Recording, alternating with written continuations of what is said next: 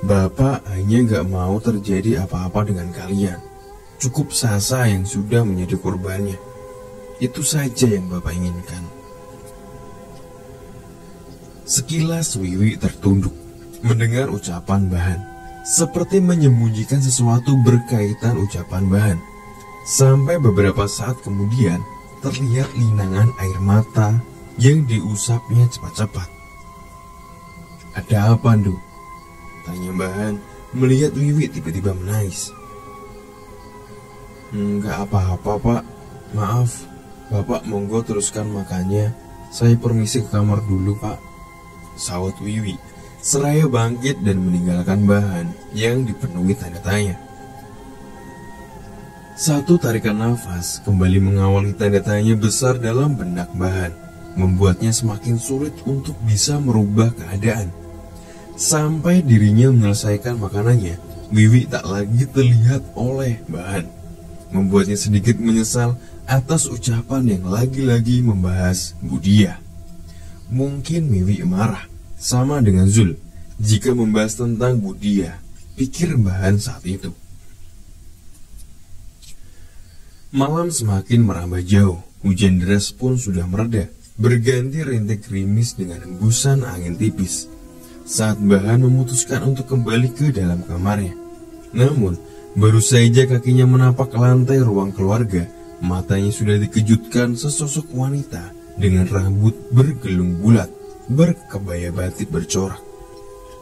Wangi aroma dari tubuh sosok yang berdiri membelakangi Bahan seketika menyeruak pekat ruangan, membuat tubuh Bahan berubah anyep. Kaki Bahan seperti terpaku.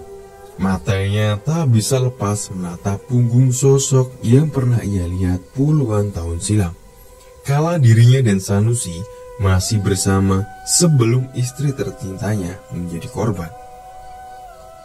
Ingat-ingatlah, darah yang sudah menetes masuk ke dalam tanah tidak akan bisa dikembalikan. Sama dengan bala yang sudah tertanam sedalam kawah, tetap akan dipanen buahnya. Bergetar tubuh Bahan mendengar kalimat lirih namun tegas.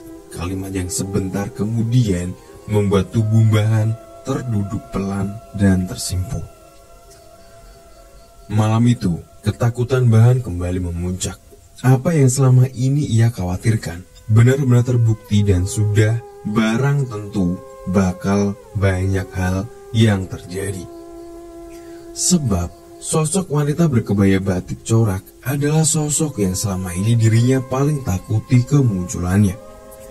Bahan melangkah lunglai, menyeret kakinya yang sudah seperti mati rasa. Meski sosok wanita itu telah menghilang, meninggalkan kalimat-kalimat Sanepo bermakna sebuah pengingat dan peringatan. Perlahan, Bahan meraba sebentar bawah bantalnya, memastikan benda pipi pemberian Mbah Malik masih ada, sebelum membaringkan tubuhnya yang masih gemetar dan tercekam. Lama Bahan terpaku menatapi langit-langit kamarnya, memikirkan tentang siapa yang telah mengundang kembali sosok wanita, salah satu perewangan atau Ingon Sanusi. Sampai kemudian, satu suara berderit dari pintu depan, membuyarkan lamunannya. Wajah Bahan seketika menciut, dengan keringat berkerut, mendengar derap langkah tergesa masuk ke dalam. Sempat berpikir jika itu Zul, tapi tidak. Suara langkah itu tak hanya satu, melainkan milik dua orang. Bahan semakin penasaran saat derap langkah itu melewati kamarnya dan terus menuju belakang, membuatnya bangkit dari pembaringan, sekedar ingin tahu siapa tamu di malam sedingin ini. Selangkah kaki Bahan keluar kamar, jantungnya mulai berdegup kencang melihat dua bayangan lelaki masuk ke dalam kamar Wiwi. Rasa penasaran Bahan semakin menguat hingga tanpa sadar menuntun kakinya mendekat ke kamar Wiwi dan Zul. Sedikit terperanjat, manakala baru sampai di depan pintu, ia sudah disambut aroma dupa menyengat. Sekilas Bahan tertunduk, menyesapi wangi dupa hingga beberapa saat. Namun tak lama, tiba-tiba tubuhnya terjingkat dengan wajah memucat. Kulit tubuhnya menebal dan merinding hebat. Mendengar suara dari dalam terdengar lirih, tapi jelas di telinganya. Suara lebih mirip sebuah gumaman berirama, melantunkan barisan mantra yang masih ia hafal betul tiap baitnya. Mengingatkan kembali pada sosok Sanusi saat melakukan sebuah ritual persembahan tumbal. Marah, takut, ngeri bercampur dalam benak Bahan. Ingin ia mendobrak pintu itu, namun tubuhnya terasa lemah, membuatnya hanya terdiam kaku sampai suasana dalam kamar terasa hening. Akan tetapi, keheningan itu tak berlangsung lama. Lantunan bait mantra kembali terdengar, bahkan lebih keras dan lebih cepat, seirama degup jantung Bahan. Apalagi saat itu, bukan saja bacaan mantra yang didengarnya, melainkan dibarengi jeritan seorang wanita melengking, menyayat, semakin membuatnya bergedik ngeri. Sempat terpikir aneh oleh Bahan di sela-sela kengeriannya. Dari suara laki yang membaca mantra dan suara jeritan wanita, ia seperti kenal, tapi bukan suara Wiwi maupun Zul. Lagi-lagi di dalam kamar suasana hening dan sunyi. Setelah lengkingan panjang ikut menutup lantunan mantra, menyadarkan Bahan untuk segera kembali ke kamarnya. Sayang, baru saja ingin membalikkan badan, tiba-tiba pintu kamar Wiwi dan Zul terbuka. Dua lelaki tampak sudah berdiri menatap Bahan yang masih berdiri dengan raut pucat. Bukan hanya terkejut saat itu, tetapi rasa tak percaya seketika menjamah batinnya. Mendapati salah satu lelaki yang berdiri memergokinya adalah sosok sangat dikenalnya. Mas Yuda, berat suara Bahan, meski lirih menyebut nama sosok di samping Zul. Apa kabar, Mbah? Terdengar dingin suara lelaki berkemeja dan berjas hitam yang tak lain Yuda, adik kandung dari dia. Baik, jawab Bahan datar. Sejenak Bahan terdiam, mengamati, seolah masih belum begitu percaya dengan apa yang dilihatnya. Tanda tanya besar seketika melekat dalam benak Bahan tentang sosok pengusaha sukses anak kedua Sanusi berada di rumahnya malam itu. Namun tak berapa lama, kecurigaan Bahan terjawab kala matanya melihat tangan Zul yang berdiri di samping Yuda tengah memegang bungkusan kain putih berisi rambut hitam terlihat menyembul keluar. Kamu? Seru Bahan membuat Zul tertunduk. Saya harap Bahan tidak menyalahkan Zul. Ini semua saya lakukan demi sebuah keadilan. Yuda yang tahu wajah Bahan memerah segera melindungi Zul dari kemarahannya. Keadilan? Keadilan seperti apa? Apa dengan cara seperti ini bagimu itu suatu keadilan? Serga Bahan.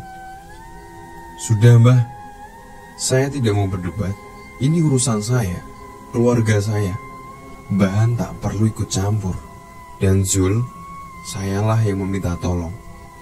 Jadi setelah ini selesai, Zul akan bebas dari siapapun, termasuk saya. Tegas Yuda sembari melangkah bersama Zul melewatinya. Bahan tertegun, lidahnya keluh setelah mendengar ucapan sengit Yuda. Ia tahu jika sesuatu yang sangat mengerikan telah terjadi. Mengingat apa yang dilakukan Yuda dan Zul sama persis dengan yang dilakukan Sanusi dan dirinya puluhan tahun silam, di mana kala itu Sanusi menghabisi nyawa rekan kerjanya di bendungan demi sebuah jabatan dan jatah proyek. Sekilas mata Bahan memandang ke dalam kamar Wiwi. Di sudut sebelah kanan ranjang Wiwi, jelas sekali Bahan melihat setampah sajian lengkap dengan kepulan asap dupa. Bahan kembali terperanjat kaget saat tatapannya ia alihkan ke atas ranjang dan melihat sesosok tubuh berkain hitam tengah duduk bersila mendedap 3 gelas berisi cairan merah kehitaman. "Wiwi," ucap Mbah Han melihat sosok yang tengah duduk terpejam adalah Wiwi. Perlahan, tubuh lemah Mbah Han beringsut mundur, menyandal sebentar di dinding sebelum langkah tertatihnya pelan meninggalkan kamar Wiwi. Tak sekejap pun malam itu mata Mbah Han terlelap. Jiwanya tergoncang setelah nyata ia melihat semua keganjilan dan perubahan Zul Wiwi bersumber dari Yuda. Tak hanya itu, mendadak dadanya terasa nyeri, memikirkan nasib dia. Mbah Han tahu jika semua yang dilakukan Zul dan Wiwi adalah sebuah pengkhianatan terhadap dia. Dan malam ini, dengan mata kepala sendiri, dengan telinganya sendiri, Mbah Han mendengar, menyaksikan ritual itu untuk membunuh dia. Mbah Han tak menyangka jika perseteruan antara dia dan Yuda sepeninggalan Sanusi terus berlanjut, hingga sampai pada titik di mana dia bakal menanggung akibat dari sejumput rambutnya yang menjadi sesembahan pengantar sukma pada iblis penghuni bendungan. Kini, kekhawatiran, kecemasan Mbah Han berlipat. Tak hanya keselamatan Zul dan Wiwi, tapi juga tumbal-tumbal lainnya setelah ritual Yuda berhasil menumbalkan kakaknya sendiri. Menjelang waktu subuh, atau tepatnya setelah menunaikan 2 rakaat, satu hal tak biasa dilakukan Mbah Han.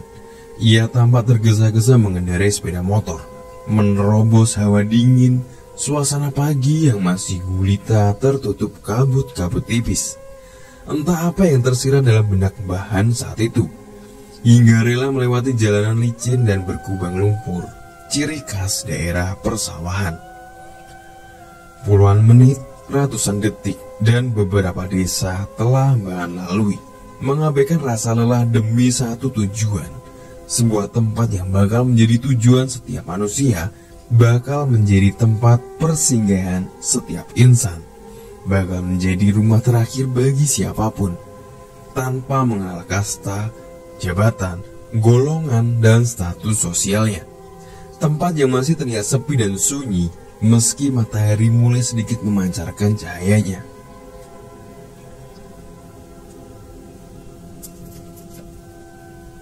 Sedikit becek pematang sawah yang harus ditapaki kaki Mbah Han. Setelah ia sampai di ujung jalan dan memarkirkan kuda besi merah marunnya, beberapa menit kemudian Mbah Han akhirnya menghentikan langkahnya, tepat di depan sebuah gundukan tanah bernisan kayu kucup berukir, bertuliskan nama Darmono. Perlahan, Mbah Han tersimpu dengan kepala menunduk di depan makam Mbah Darmono. Entah apa yang dirinya lakukan, hingga begitu lama ia terduduk, diam, tanpa melakukan apapun. Mbah Han baru sadar ketika sebuah tepukan pelan di bahunya. Dari seorang lelaki setengah baya, berpakaian ciri khas seorang petani, wajah Mbah Han mengadah, memandang sendu sosok yang baru saja mengagetkannya. Sebentar kemudian, ia bangkit menatap lekat pada lelaki yang juga sedang menatapnya dengan penuh tanda tanya. "Anda siapa?" Sang lelaki yang lebih muda dari Mbah Han mendahului bertanya, melihat wajah Mbah Han asing baginya. "Saya Solehan. Dulu saya sahabat almarhum sewaktu masih hidup dan sama-sama bekerja di bendungan," jawab Mbah Han menjelaskan. Sedikit berubah raut sosok lelaki berkulit hitam. Mendengar penuturan Mbah Han menyangkut tentang bendungan, ia termangu, semakin lekat tatapannya, seolah ada yang aneh. "Kalau nggak salah, sampean ini anak Mbah Dar yang..." "Iya Mbah, saya Hadi, anak pertamanya," saut lelaki bernama Hadi memotong ucapan Mbah Han. "Kebetulan sekali, boleh saya bicara dengan sampean?" tanya Mbah Han sedikit sumringah. Sejenak Hadi terdiam, seolah tengah menimbang. sebelum akhirnya ia menganggukkan kepalanya. "Boleh, Mbah, tapi kita bicaranya di rumah saja, monggo," jawab Hadi sembari mempersilahkan Bahan untuk mengikutinya. Tak butuh waktu lama, jarak yang ditempuh dari tanah makam ke rumah peninggalan Bahdar. Meski terlihat dari luar kediaman berdinding tembok berukuran 9x12 sudah bergaya modern, tapi ketika masuk ke dalamnya, tampak beberapa ornamen dan pusaka-pusaka khas Jawa terpajang, membuat mata Bahan takjub pada isi rumah Bahdar, lain dari yang pernah ia lihat beberapa bulan lalu saat melayat. "Monggo, Mbah, diminum," ucap Hadi menawarkan segelas kopi hitam yang baru saja ia bawa dari belakang. Bahan mengangguk dengan mata masih menatapi beberapa pusaka yang tertempel di dinding dan lemari kaca.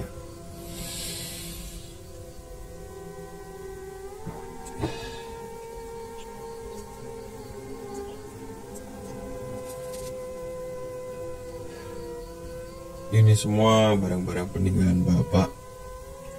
Entah masih bertuah atau tidak, yang penting saya pajang sesuai amanah beliau," jelas Hadi melihat Bahan masih terfokus pada 3 buah pusaka di dalam lemari kaca. "Oh iya, kalau boleh tahu apa yang ingin Bahan bicarakan?" sambung Hadi menyadarkan Bahan untuk kembali pada tujuannya. 1-2 kali Bahan menyusup kopi di depannya. Setelahnya, satu tarikan nafas panjang mengawali Bahan bercerita panjang lebar tentang malapetaka yang dialami keluarganya. Hadi termangu iba mendengar musibah yang tengah diceritakan Bahan.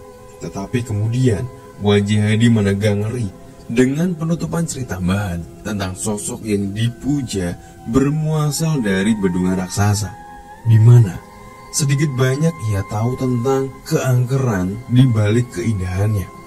Apalagi cerita yang ia dapat bukan dari siapa-siapa, melainkan dari Bahdar sendiri yang sempat mengalami trauma puluhan tahun.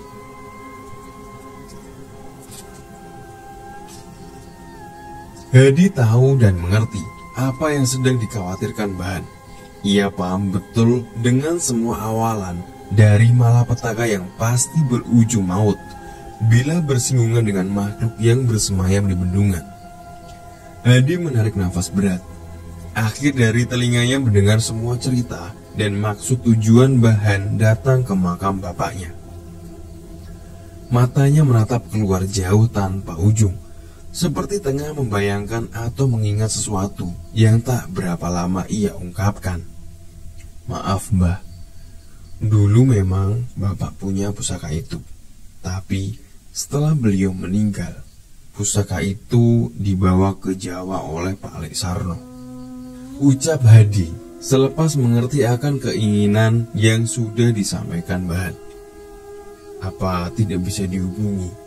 Saya benar-benar minta tolong demi keselamatan anak dan menantu saya," sahut Bahan memohon dengan wajah memelas. "Dulu Bahdar yang menolong saya dari penumbalan Pak Sanusi setelah istri saya lebih dulu, dan Bahdar juga yang sudah menyadarkan saya dari lingkaran iblis itu. Jadi sekarang saya mohon dan minta tolong pada sampean. Saya yakin sampeanlah penerus semua kebatinan Bahdar," sambung Bahan. "Insya Allah bisa saya hubungi, Mbah, tapi mungkin butuh waktu beberapa hari. Buat Pak Le bisa sampai di sini. Dan untuk kebatinan, saya belum ada apa-apa dibanding Bapak dulu," sahut Hadi, membuat wajah Bahan menyeratkan secerca harapan.